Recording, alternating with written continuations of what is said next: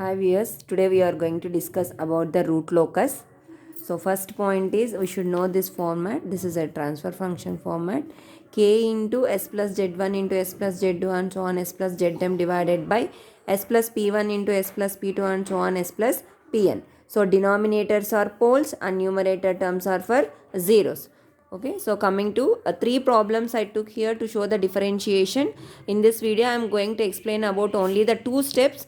For to draw the root locus we require 6 steps total. So in this video I am giving only 2 steps. In next part 2 I will give for the 2 and next 2. Okay, 2 steps. Like that 3 parts I am going to take this.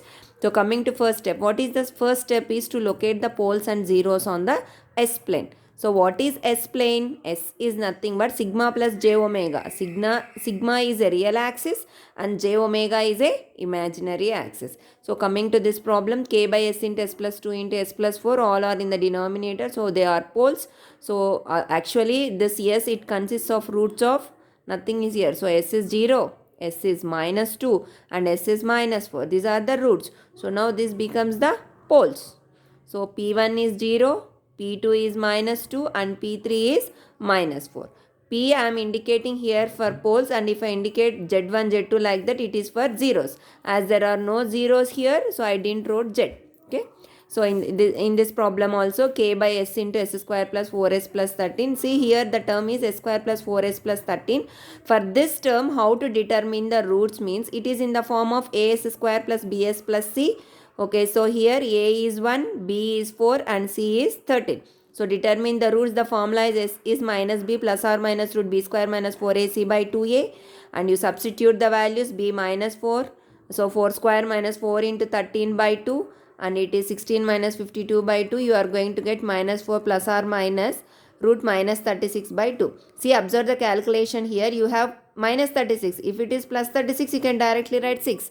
But here root minus 36. So to understand easily what I did is you make it to minus 1 into 36. So it becomes minus 36 by 2. So separate them. Minus root of minus 1 into root 36 by 2. So remember, root of minus 1 is nothing but j. Root of minus 1 is j. So minus 4 plus or minus j. Root of minus 1 is j into, so plus root 36 is 6 by 2. So take 2 common, you are going to get like this. Okay. So these are the roots. What are the roots? One s term is there. So s is 0. Only s term you are seeing means you mention root of s is 0. So s is minus 2. So from this calculation you got s is minus 2 plus or minus j3. These two cancel. So s is minus 2 plus j3 and s is minus 2 minus j3. So mention it as p1, p2 and p3. In this problem also you take the calculation. You take the formula of minus b plus or minus root b square minus 4ac by 2a, and you mention all the values, and you take minus root of minus 1 common into root plus 38 divided by 2. So you in your calc, if you take root 38, you are going to get the value. Okay, some value. So upon the calculations, taking the 2 common and numerator denominator like this. Okay, cancels, and you are going to get minus 2 plus or minus j 2.64. So yeah, now you have the roots. Now same way mention p1, p2 and p3, and observe here in this problem you have the numerator one value s plus 9.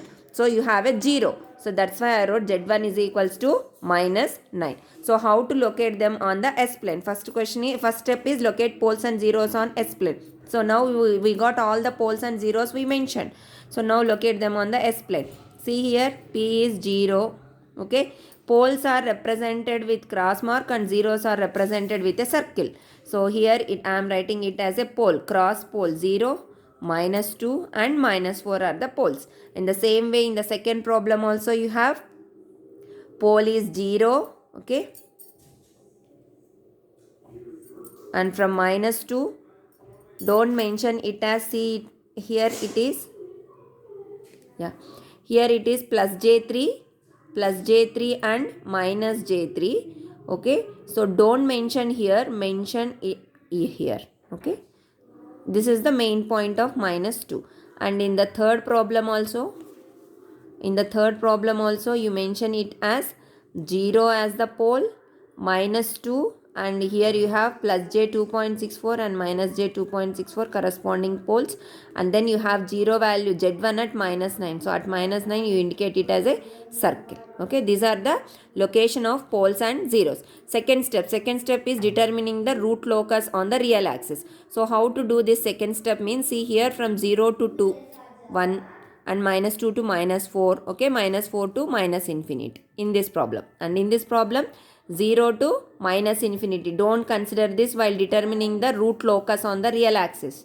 Okay, only the real axis you should consider. We have only 0 here and up to minus infinity. And in this problem also you consider from pole at 0 to the 0 at minus 9. In between you should not consider this. So how to determine the root locus on the real axis? So if you take these two, 0 and minus 2, you take one test point on this line. That is, so this is the, yeah, you take a test point here. If you take a test point between these two, to the right of this test point, how many poles and zeros are there? 0 plus poles, you have only 1. So if it is odd, then root locus exists. If it is even, no root locus. See, to this test point it is 1, so root locus exists. So now again you take between minus 4 and minus 2 one test point. Okay, one test point is there, ST. ST is the test point. To the right of this test point, how many poles and zeros are there? 2 poles are there. Anyway, no zeros are there. So it is even. So no root locus exists between minus 4 and minus 2. And if you take between minus 4 and minus infinity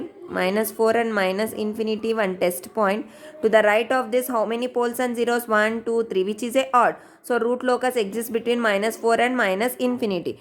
You indicate this in the plot. Minus 2 and minus 0 root locus exists, and between minus 4 and minus infinity root locus exists. The same way you analyze in this problem. Okay, so from 0 to minus infinity you take any test point here, or anywhere. So to the right of it you have only one pole, no zeros are there. So root locus exists, one point. So if suppose at here I am taking the test point SC. To the right of this test point, how many poles and zeros? Only 1. Don't consider this in step 2 and step 1. Okay, step 2. So only one pole, which is a odd. So root locus exists from this point up to minus infinity.